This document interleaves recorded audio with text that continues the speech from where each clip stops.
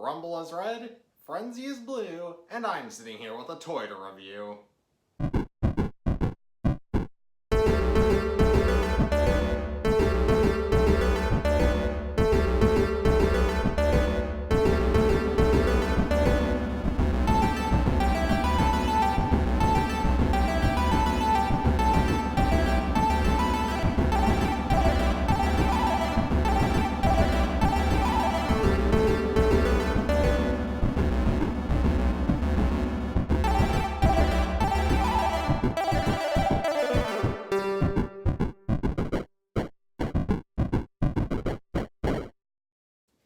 Despite the fact that I grew up during the Michael Bay era of Transformers movies, I don't actually have a nostalgic connection to any of the films. Rather, my connections to Mr. Bay's films came in the form of the children's books that were published to coincide with the first two movies.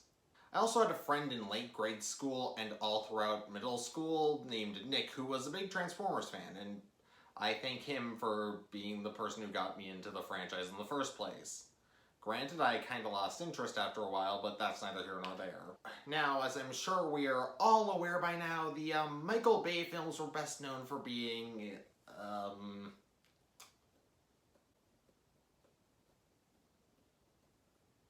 inconsistent, for lack of a better term.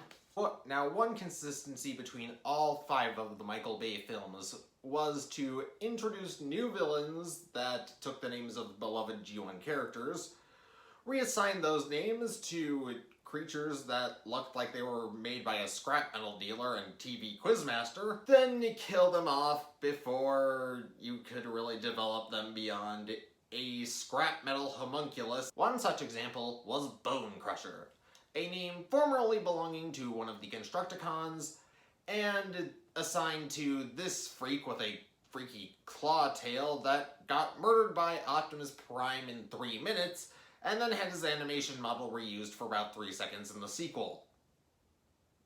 Spoilers. So let's finally give Bonecrusher more screen time than both of his movie appearances put together. This is Studio Series Bonecrusher.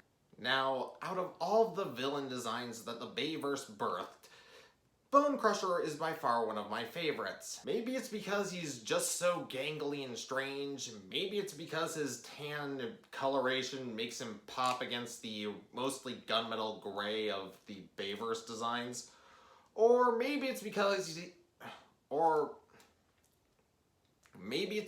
he's super gangly and weird. Maybe it's because he's tan, which makes him stand out a bit more among the drab gray of the Bayverse cons. Or maybe it's because he didn't form a part of the mechanical embarrassment that was Movie Devastator. And the scene that probably would have made my mom take my brother and I out of the theater faster than me running around my old school looking for good Wi-Fi.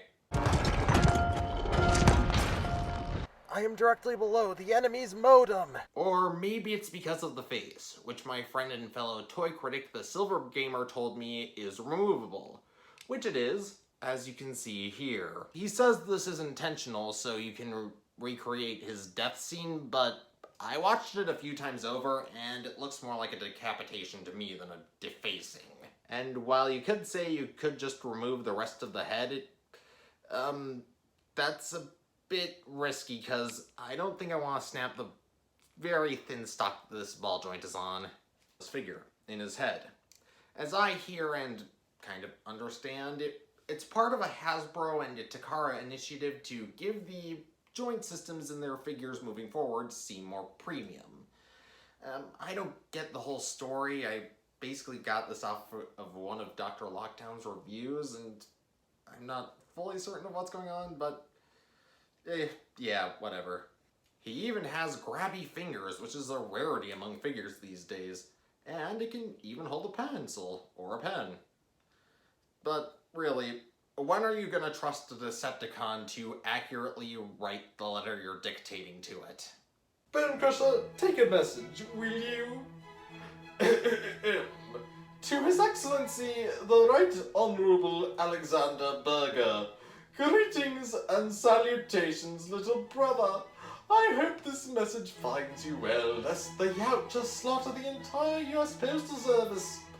I'd like to take this opportunity to thank you for the amazing job you did organizing my shelves at home, and for going so far as to line up the crazy bones on my desk in alphabetical order by series.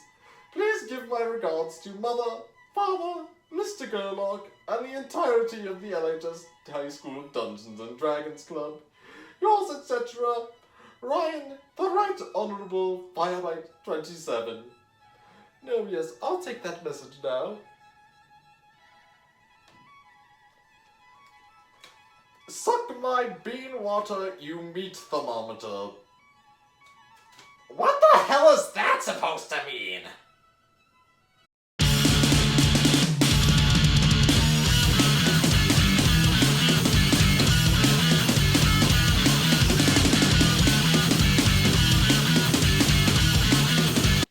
That transformation is very clever, but boy howdy is it a pain in the butt cheeks. Also, a far more personal gripe, but some of these panel lines here on the side don't seem thin enough for my tastes. It seems like the vehicle is only just barely holding itself together, but it is holding itself together, I guess.